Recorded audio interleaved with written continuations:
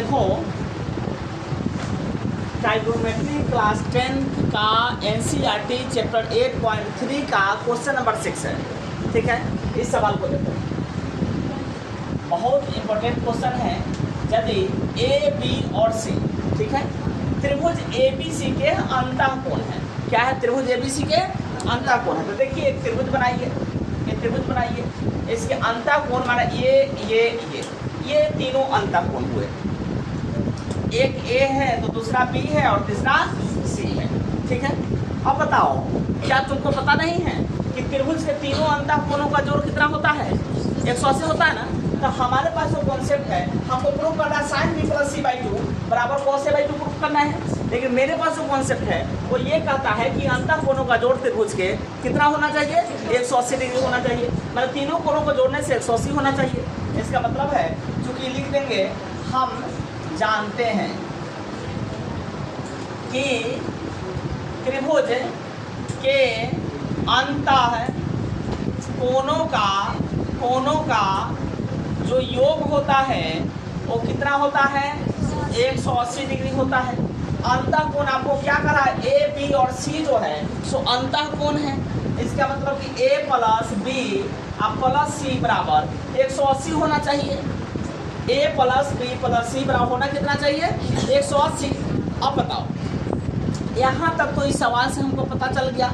लेकिन हम जो पढ़ रहे हैं चैप्टर वो है पूरक कोणों के त्रिकोणमितीय अनुपात। तो पूरक कोण कहते किसको है? जब दो कोणों का जोड़ 90 डिग्री के बराबर हो जाए, है ना। तो मान लीजिए अब इसको 90 में बदलना है तो क्या करना होगा? 2 से भाग देना होगा। तो समीकरण का रूल है कि बराबर की इधर आप 2 से भाग कर रहे हैं तो इधर भी 2 से भाग करना होगा। ये ना समीकरण का रूल कहता है जी। तो 2 से इन्हें करते हैं तो 90 आ जाता है कि नहीं आ जाता है? कटने वाला है थोड़े। तो हम लिख देंगे क्या? A plus B plus C by two बराबर 90 लिख देंगे। कोई दिक्कत? अब बताइए, अब देखो जरा ध्यान से, यहाँ से बी प्लस सी एक तर है तो हम करते क्या है? इस b प्लस सी को एक तरफ कर देते हैं, b plus C by two अब प्लस ए बाई टू अलग कर देते हैं। कोई फर्क पड़ेगा? इसके भी टोटल के बट्टा में 2 है तो ए बाई टू अलग कर दिए, अब b plus C by two एक तरह रहेगा। कभी कभी देखना 3 भाई रहता है घर में तो 2 भाई एक तरह रहता है, एक भाई अलग होता है, या फिर दोनों भाई मिलकर उसको अलग कर देता है। नहीं, 2 भाई में ज़्यादा पड़ता है तो दोनों भाई एक तरह रहता है और एक भाई को अलग कर देता है, बेचारा अलग रहता है। वही हाल यहाँ भी है।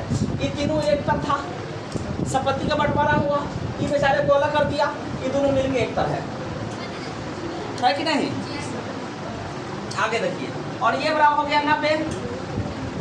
अब ये क्या करेगा?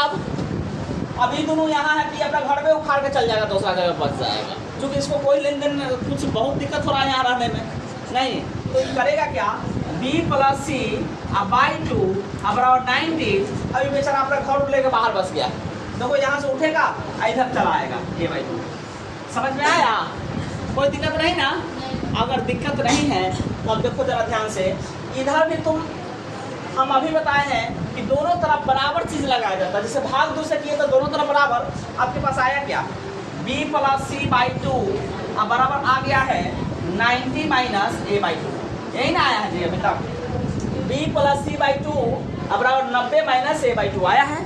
अब करें क्या? इसके पीछे है क्या? साइन है ना, इसके पीछे कॉस है, लेकिन हम दोनों के पीछे साइन लगा देंगे। क्या कर देंगे? इसके पीछे भी साइन लगा दो और इसके पीछे भी साइन लगा दो। कोई फर्क नहीं ना पड़ेगा जिस समीकरण में।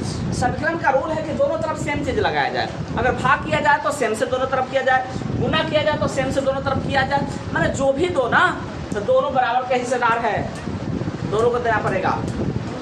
ठीक है, अब चलिए, तो साइन ये हो गया थीटा।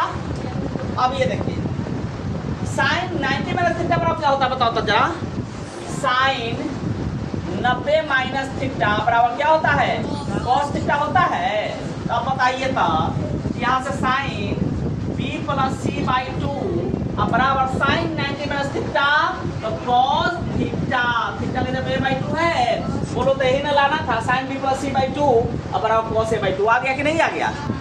प्रूफ हो गया? हो गया प्रूफ। ठीक है, चलिए वीडियो कैसा लगा कमेंट करके बताना है। थैंक यू, धन्यवाद। अच्छा तब